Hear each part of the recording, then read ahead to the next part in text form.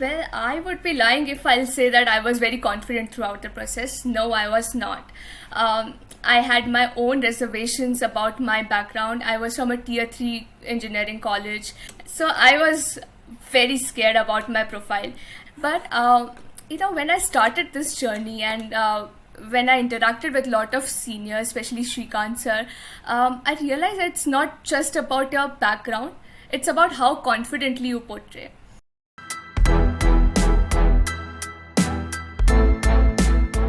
Hello everyone, today we have with us Preety. She scored 97.15 percentile in CAT 2022 and she has converted SPJIMR Mumbai and I am Shillong, I am Lucknow PGP SM program and the CAP calls. She is a working professional currently with almost 4 years of work experience.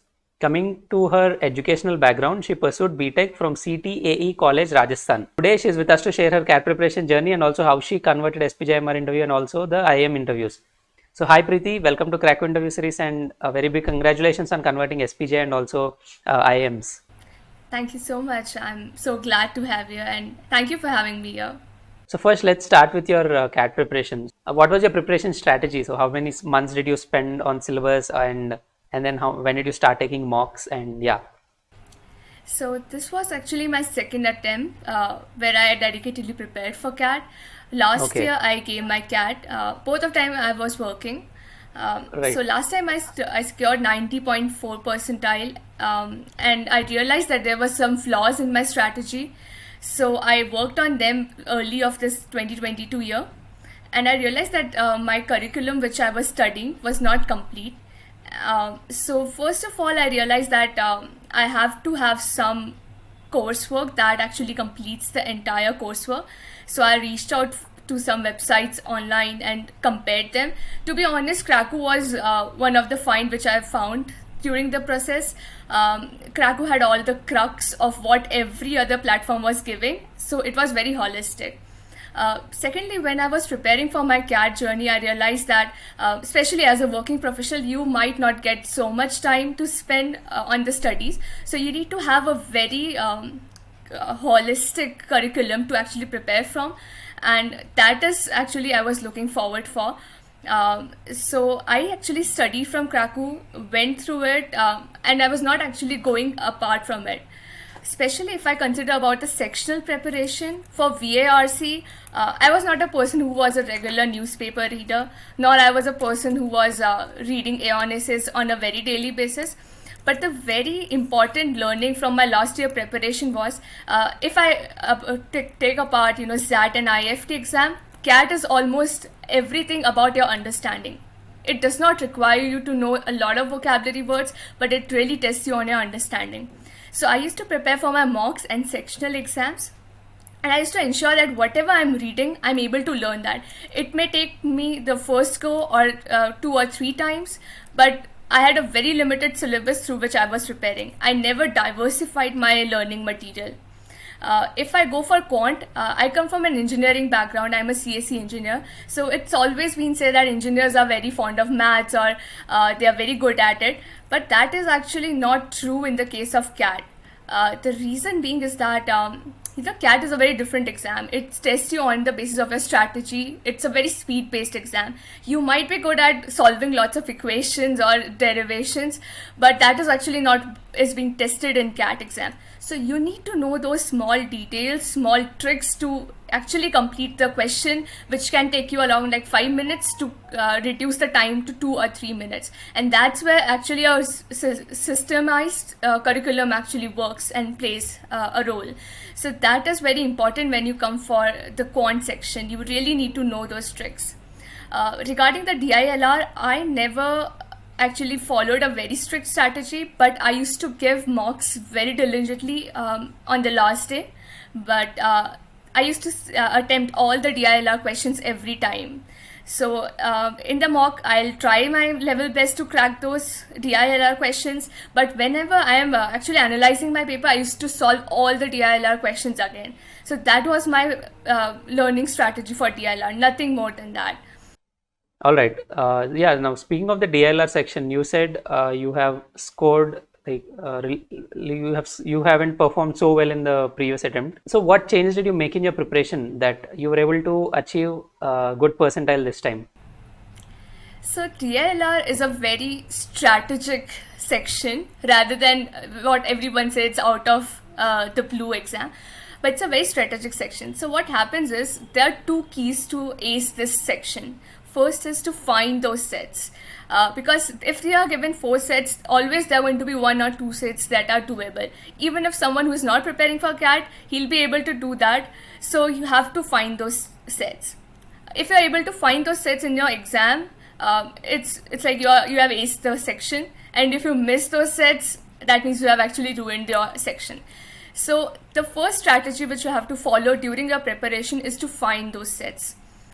Secondly, you have to somehow you have to cover all the set types. You have to cover all kind of set, because you never know what those 2 sets you are going to attempt could be from anywhere. So you have to be prepared for all kind of available scenarios.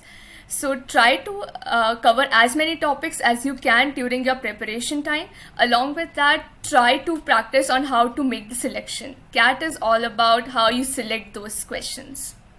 Those are some very useful tips in LRDI. Set selection is one of the key things that that makes all the difference. Right. Wonderful. Now, what all resources have helped you, and how many dash cats did you take, and what was your mock analyzing strategy? So I actually never missed a mock test. Mock tests are actually very important. If you are on a very limited syllabus, ensure that you take mock tests very diligently and regularly. Along with that, actually, I was working, so I used to manage my work in such a way that I used to optimize my time, but every day I used to get around an hour or 2 during my work time. So during that time I used to actually take Kraku's sectional test. Now whatever the subject I am working on, those are going for my days, I used to take that. Mostly quants would be my go-to sections, so I used to take those 5 minutes sectional test, and that's how I covered my syllabus. But after my working hours, I used to sit diligently and study from the Kraku's material. Especially quant. Quant is a very the syllabus which is given at Kraku's dashboard is very fine and very precise. So I used to ensure that I used to watch the videos completely, but along with that there are some note sections which are given. So keep those handy for your future reference, especially when the time of CAT, before that you might want to go through that. So use those notes very precisely. Those are very important notes. Just try giving sectionals and do not miss out on your dash cats. Those are very important things. The best part about Kraku was it gave me a one-on-one mentoring. Initially, when I was starting my preparation, I was a bit skeptical about a lot of things. I wanted to know how I should prepare for it. Since I was a working professional, it was very difficult to go with the flow, all the videos and everything. So my timetable was very different. Rather than how one should actually go and diligently study. But I used to reach out to Shrikant sir a lot, and he was really kind enough to help me out with a lot of things. Even if I share a very funny instance, before the calls started coming out, so with my percentile I was a bit skeptical that even I'll be getting some few big B school calls. So when I got my IMK call, I reached out to Shrikant sir and was like, is it really manageable to go ahead and crack that? And he was the one who said, like, if you have got the call, it's all in your hands now. And that is something which I really feel that a lot of students fear about, because they are not very confident about their background, their percentile, and especially if you have a percentile like 97 and you just know that 99 is the one where you'll get all the P schools. But that is actually not true. So I just want everyone to know about this, that even if you are getting low percentile, it's okay. Just keep yourself confident and you can go through it. And that is something which a very seasoned professional can tell you. And that's how I think Shrikant sir helped me in that way. Excellent. Now, yeah, you were mentioning about your, you just mentioned about the background, educational background and all. So you graduated from, and you said it's Tier 3 college, and you said you have a very average profile. So when preparing for CAT and also while after you got the B school calls, were you really confident that you will be able to make it given your profile? So did you have that apprehensions that no, I don't have a good undergraduation college, or my profile is average, So were you thinking about that? And if yes, like how did you tackle all that? Well, I would be lying if I'll say that I was very confident throughout the process. No, I was not. I had my own reservations about my background. I was from a tier 3 engineering college. To be honest, if I tell you about my 10th, 12th undergrad, I was a 987 candidate, not even straight 9. So I was very scared about my profile. And if I go about the extracurriculums, because that is what all also being considered in the process, I always have believed that I'm a hobbyless person, so I don't have anything. I'm not good at sports or anything. But when I started this journey, and when I interacted with a lot of seniors, especially Shrikant sir, I realized it's not just about your background, it's about how confidently you portray. So your first task in this entire process is to get a good percentile in CAT, which is not dependent upon your profile. So you need to target getting 99 plus, and for that don't go and compete with a lot of people out there, because your competition should be and must be with yourself. You'll find a lot of Telegram groups and people interacting with Right. each other, so don't take that peer pressure. I tried using that. I was so nervous, so I stopped looking at that. But you must be knowing that you need to get around like 100 to 120 score category range from 200 to get into the 99 percentile, and that should be your target. That's it. So for that, firstly, you don't need your academic or background anywhere. Try to get that. Once you are in that category of 99 percentile or nearby range, you know that you probably are going to get the calls. Right. The next step is all about how confidently you portray yourself in the interviews. It does not depend, it definitely matters a lot about your background, but you can all compensate that how confidently and how you sell out to the interviewers in the main D-Day. Brilliant. It's quite inspiring, and also it's very motivating to a lot of aspirants having an average profile. I'm sure your story motivates a lot of people and help them prepare better and also be more confident in their CAT preparation and also IM interview preparation. And now let's move on to your interview phase. So how did you prepare for each stage of the personal interviews, and so what was your preparation strategy for personal interviews? So when I started my interview, as I said, I was very skeptical because I never thought that 97 could be a percentile for conversion into those big colleges, especially for a engineering candidate. But I knew one thing, that I'm competing with a lot of people who are scoring 99 percentile, and the regular strategy won't work for me. So I had to be novel in some way or the other. So I devised some of my own strategy, and I tried to be creative as creative as possible. So my first thing was, I knew from my past experience that all the colleges above cap, you need to actually study your academics. If you are getting calls from those top colleges, you have to study your academics. So I started preparing my academics. For academic sections, I think you can take 2 to 3 topics and start preparing for them, because in every interview you'll probably be asked that which topic is your favorite, and that's how the conversation will go on. So use those 2-3 topics and learn them thoroughly.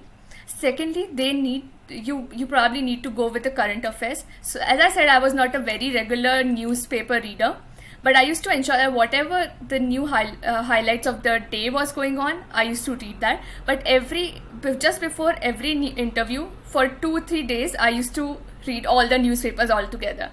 So that's how I used to keep myself updated. Now, secondly, this is something which I use myself, and it worked for me 95% time, is that there are going to be a lot of people, even with more score than what you are scoring, more academic background, good background than what you are having. So you need to get yourself differentiated from that. You need to make yourself out of the crowd. So what I did was, you'll always be given a section where they'll say, okay, introduce about yourself. So I used a strategy that in the end, I used to always say that I'm a big K-pop fan. I used to say it with a very big smile, and that used to actually break the ice between me and the interviewer.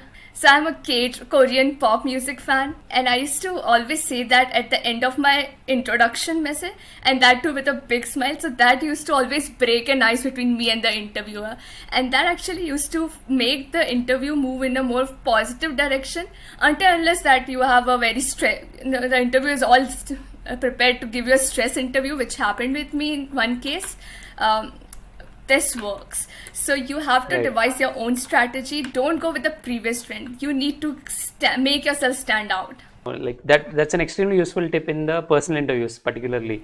Yes. Yeah. And finally, what is that advice that you'd like to give the future CAT aspirants or the MBA aspirants? Firstly, I would say that don't be disheartened with your background if you feel that it's not good. Just make yourself confident and move forward, because the CAT exam is a very strategy based exam. You have to make yourself a very good strategy that works for you. Use a customized strategy. So don't go like everyone is using that strategy, so I should use that. This might not be actually good for you. So be confident enough to use strategy which suits you. Firstly, devise that.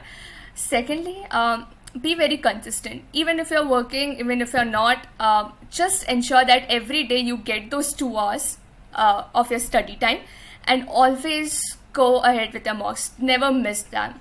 They're very important.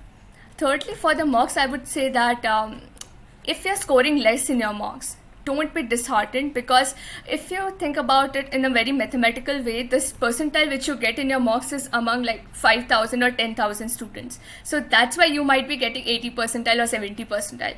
But if you start calculating it with 2 or 2.5 lakh students, you will always actually jump 10 to 15 percentile on an average. So that's why just have a competition with yourself in how you can actually grow with your scores. And don't have a competition or peer pressure from everyone. Just have a competition with yourself to score the best you can. That would be the first step. Secondly, for VARC, I think there is one more strategy which I used, and it was very different.